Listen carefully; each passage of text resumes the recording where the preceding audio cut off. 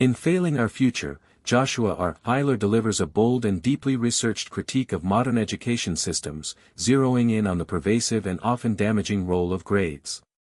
He begins with a powerful, unsettling image, a high-achieving student sitting in the front row of class, anxious, exhausted, and terrified of earning less than an A. This student, Eyler tells us, is not an exception but a product of a system that conflates performance with learning. The book unfolds from this starting point as both an exposé and a call to reimagine the way we measure educational success. Eyler draws from his years of experience as an educator, researcher, and parent to frame his central argument, that our obsession with grades is undermining the very purpose of education. He describes a university where students meticulously calculate their GPAs down to the decimal, where the question, "Will this be on the test?" echoes through hallways more often than, "Why does this matter?"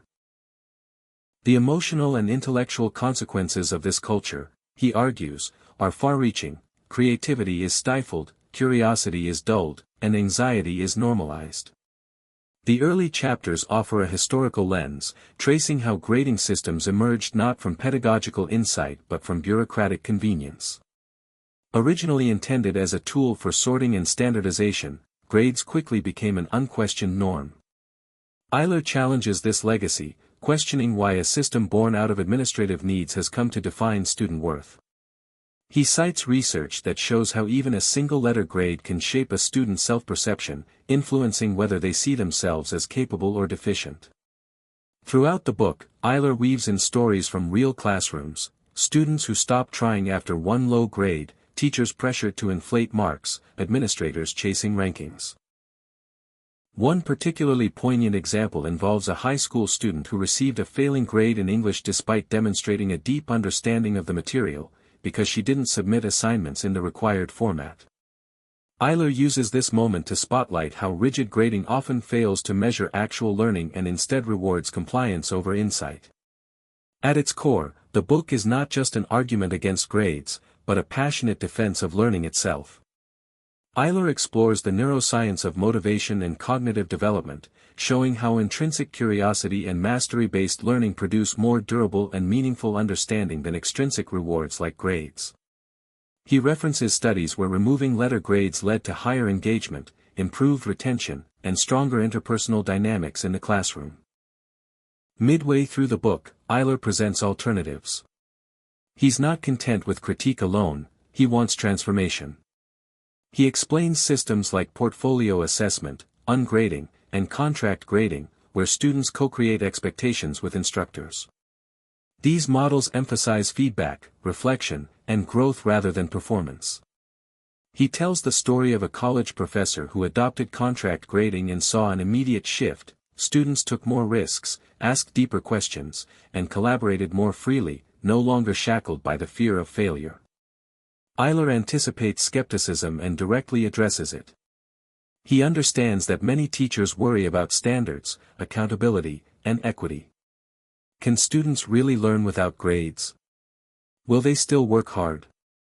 Will colleges accept these transcripts? He answers these concerns with evidence and empathy, pointing out that equity is actually harmed, not helped, by traditional grading. Marginalized students, he argues, are disproportionately penalized by systems that value punctuality over complexity, conformity over creativity. As the book progresses, Eyler touches on the mental health crisis in schools, which he links directly to performance culture. Students today are not just learning, they're surviving. The pressure to maintain perfect grades leads to sleep deprivation, burnout, and in severe cases, depression and self-harm. He interviews students who describe their education as transactional and joyless, and he calls out the institutions that enable this toxic environment. This is not a failure of individuals, he insists, it's a systemic failure we've normalized.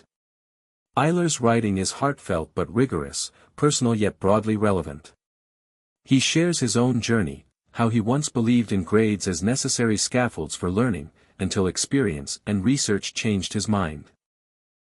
In recounting moments of doubt and discovery, he invites readers into his transformation, making the book as much about professional growth as it is about educational reform.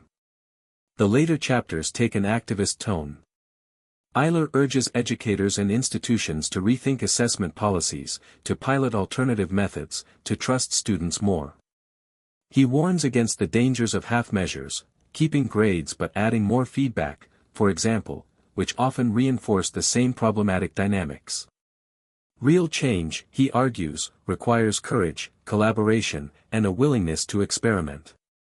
Eyler turns his gaze outward in the final chapters, examining how our cultural obsession with competition, productivity, and quantifiable success has infiltrated schools. He suggests that the way we grade students mirrors how we judge people in the workforce, through metrics that rarely reflect true value. He envisions a world where education is about becoming rather than proving, about exploration rather than categorization. The book ends with a vision of what schools could be, places of wonder, community, and honest intellectual inquiry. Eyler imagines a classroom where a student can fail an assignment but learn deeply from it, where feedback is not punishment but partnership. He sees students as whole people, not just data points, and argues that assessment should support their development, not hinder it.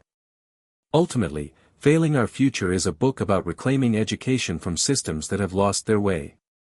It asks readers, educators, parents, students, and policymakers to question the assumptions they've inherited. It asks what we're really preparing students for, a life of metrics or a life of meaning.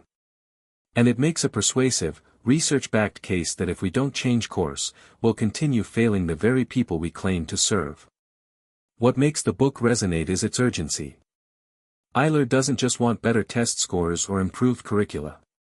He wants a cultural shift. A redefinition of success itself.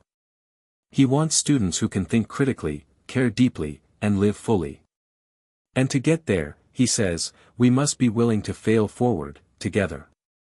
Failing Our Future is both a warning and a hopeful guide. It's for anyone who's ever felt that education could be more than a race to the top. It's for those who believe learning is not a transaction but a transformation. And it's a call to stop failing our future by clinging to the failures of the past.